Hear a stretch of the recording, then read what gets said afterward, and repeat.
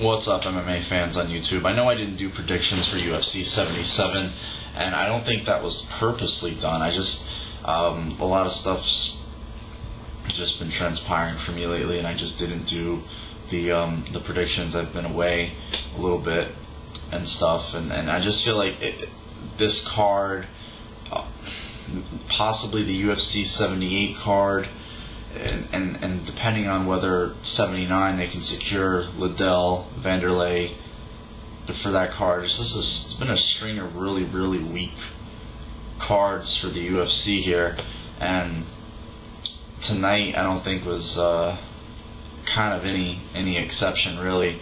The first fight of the night, I'm going to do the post-fight obviously. The first fight of the night we did get to see was Alan the Talent Belcher against Caleb Starnes, and this kid Belcher, aside from his performance against Kendall Grove, and many people forget, I think he took that fight on short notice, like 2-3 weeks worth of short notice, and he went in there and did a pretty decent job, but once he got to the ground he got submitted by Grove, and that is his weakness. He's predominantly a stand-up fighter, but he went in there and he really was crisp on his feet. He's moving in and out. He's got really fluid stand-up.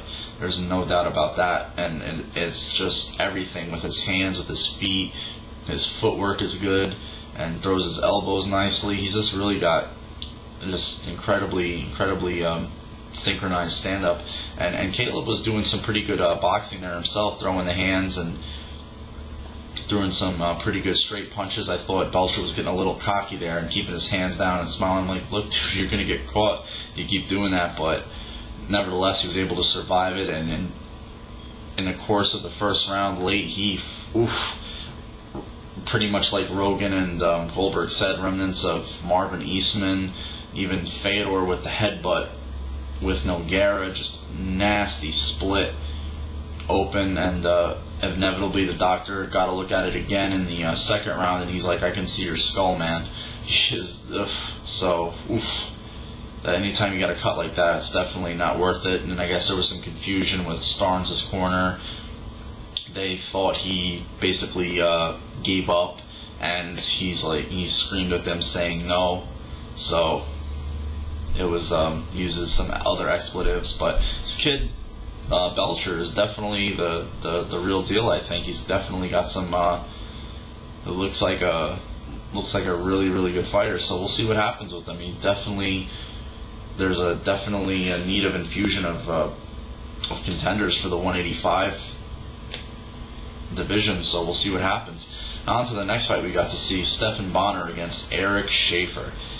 Two guys who are former training partners. Bonnar, of course, from Ultimate Fighter 1 fame, we all know his story, kind of got a black cloud over him now due to the steroid suspension.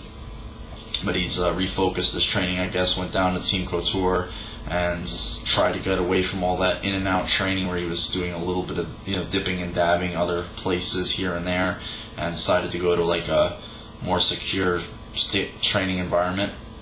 And his last two fights have just been successful in against Eric Schaefer, obviously.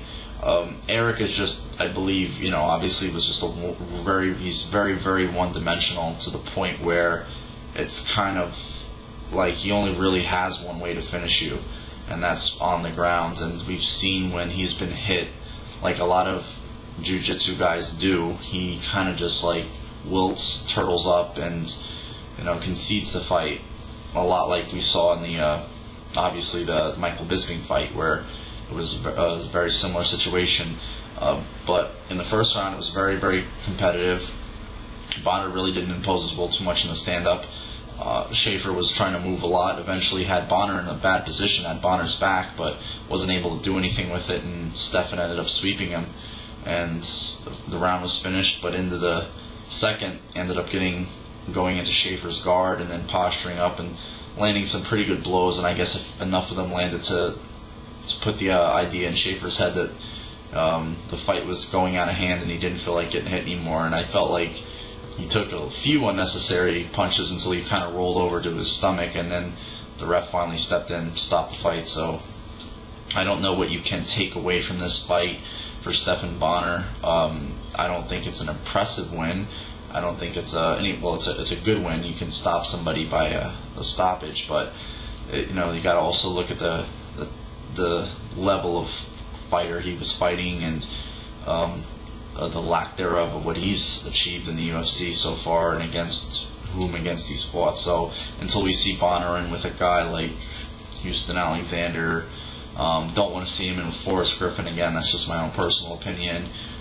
Possibly, maybe even another 205er you could throw at him. I just don't think that there's really much else for him to do, because he's not a contender. He's not, he's just kind of in limbo. So we'll see what happens with him.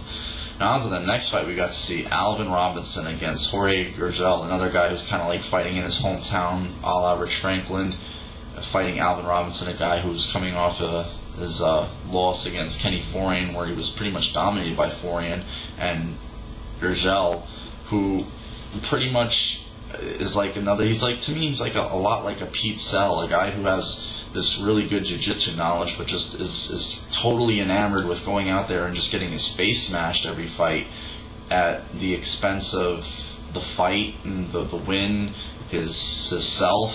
And it seems to happen every fight. It doesn't matter who you throw him in there with or what he says his game plan is going to be. He's going to go out there and he's going to slug. And this time it really didn't happen in the stand-up for Gurgel. It happened on the ground. The first round looked like it was going Gurgel's way. He was holding Robinson. Robinson did some really good sweeps, though. He was really impressing me with his ground game. That omoplata looked like all he had to do was torque that arm forward, and he had it. But instead, he tried to switch. Ended up getting in Gurgel's guard, where he was most of the fight. Honestly, he was just especially from the second round on. And as a lot of you saw, two of the judges had scored at 29-27, meaning that they had given that second round 10-8 rounds for Robinson, and I was in full agreement, because I don't know what was keeping Gurgel up. I think he was quite out. Obviously, at the end of the round, he walked to the wrong corner. He was getting smashed, like elbows, hammer fist punches. He was just getting torn apart. So also lends you to wonder if these guys that are training in Cincinnati, Franklin, Gurgel, there's a few others. I know they've recently brought in Matt Hume, which I felt like is a really good move, because he's a guy who's most noted. He's noted for turning Hayato Sakurai's career around with the training that he implemented in him. But you got to wonder if these guys need to branch out a little more and go to like more of a set place. I know Franklin has gone to Miletich to do that. He's also going out to Jeremy Horn's school in Salt Lake, and you got to wonder if these guys, in order for their games to evolve, if they, inevitably have to do that. But nevertheless, it was a pretty easy victory for Alvin Robinson. So he's on the winning way. And Gurgel, another guy who's in limbo. Where does he go? He's an exciting guy to watch, but that's about all he is right now. On to the next fight. We got to see co-main event. Tim the Maniac Sylvia, fresh off his back surgery, lost to Randy Couture against Brandon the Truth Bear, a guy who's considered a contender, was definitely a #1 contender for the belt at one time, but the contract dispute, the dispute with his management, totally threw that to the winds. Now he's back after almost a year layoff to fight Sylvia, and a lot of the spectators and a lot of the skeptics were kind of leery of his game. And in the first round, it was very interesting, the strategy with the clinching up against the fence. I thought that definitely would favor Sylvia if it was going to favor anybody. But I thought Brandon's best bet was to get it in and out with the kicks and use his speed, because you saw when he was using his speed, even with his hands, he was catching Sylvia. But then I think the weight and the clinch definitely wore on him as the fight dragged on, and you saw it like it definitely hindered his speed and his movement, and Tim was able to start pock-shotting him as the late second, mid to late third rounds. You saw that happening, and even caught Vera with a good elbow, which kind of cut him open on top. Vera's, even though in his loss, still very cocky, and I feel like he's really not his own worst enemy, but I think he's a guy at 205 he could be a demon at 205. He'd really give the 205 division a lot of big infusion of talent, but you got to look at the heavyweight division now. No Orlovsky, possibly no Couture, definitely no Fedor, and now we get the news that Brock Lesnar. I mean, Brock Lesnar, are you kidding me? Like, that doesn't make me excited. That just kind of like diminishes all the credibility that MMA is trying to achieve by bringing in a former entertainer from the WWE who was basically, noted for steroid abuse, and a former NCAA D1 wrestler, granted, has credentials in that area, but how extensive is his jiu-jitsu knowledge? What kind of striking does he bring to the table? I mean, he beat Hungman Choi, that guy, like 7'2", had legs long enough that any of us could have shot on and taken down. I'm not excited about that at all, and they're just going to throw him in there to basically have people be curious and buy the pay-per-view. I believe that's the only reason Brock Lesnar's there, and it's really a shame that the UFC hasn't invested the money in true mixed martial artists like Fedor, Josh Barnett, Randy Couture. I mean, what they're doing right now is just really discouraging me, and it's making me hope that an organization like Elite XC or Strikeforce or possibly this new M1 promotion, that they're going to have their press conference for the signing of Fedor here in New York, and I'm going to try to go to it. I'm definitely going to try to see Fedor. I'm going to try to go see what the new M1 is going to be all about, and hopefully they bring in some good guys to fight Fedor. And I think, especially with this lack of strength with the UFC cards, is definitely going to make fans look elsewhere for their MMA. I really do. I don't know if you fans or fellow MMA fans are the same opinion I am. But on to the main event. Anderson the Spider Silva against the hometown guy, Rich Ace Franklin.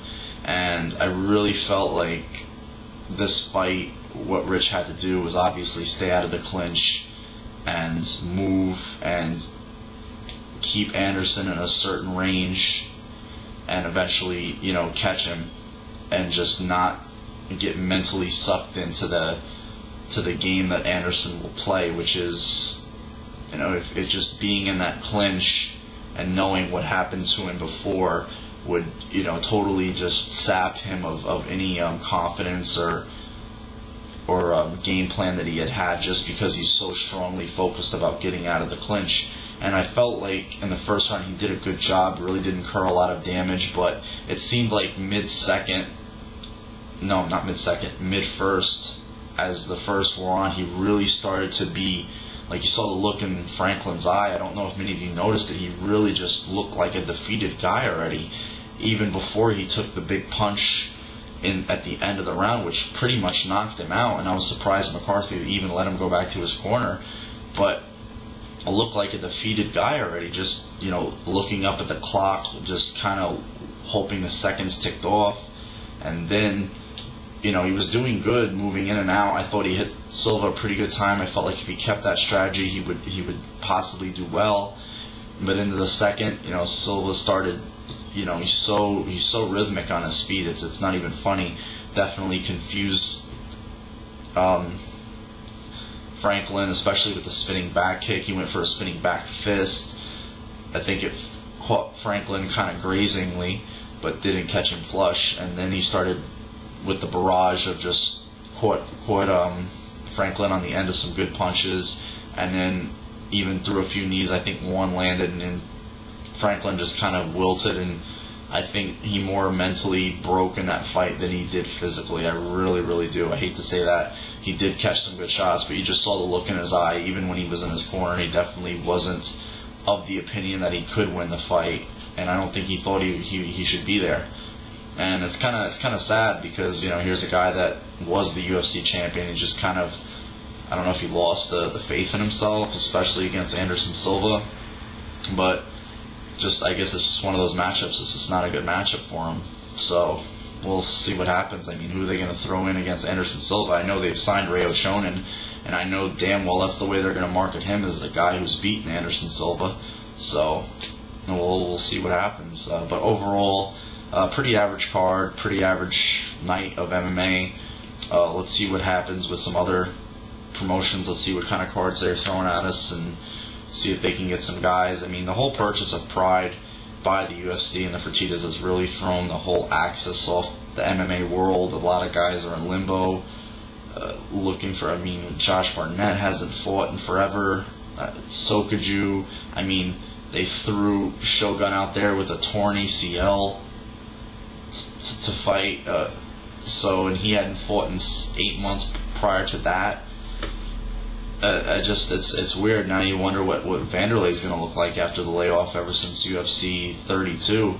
I think that was back in March sometime. So we'll see what happens. But it's not what we thought it would turn out to be. Definitely not. And I just don't think the UFC is doing its fans a service at all with the recent cards and the lack of fighters that they've brought in and the guys that they should have, as opposed to the ones that they did. But until then, you guys have a good one. Take care. And I'll do UFC 78 predictions. Hopefully the card in terms of fights will be a lot more action-packed. I mean, Spencer Fisher's on the card. He brings it. Caro brings it. It's going to be interesting to see how Bisping is received here in Newark, New Jersey. But Rashad Evans, I think that's definitely going to be a bad matchup for Bisping. He'll probably lose that fight. So we'll see what happens. Until then, you guys have a good one. Take care. And again, sorry about the lack of predictions, but I figured do the post. Thanks again.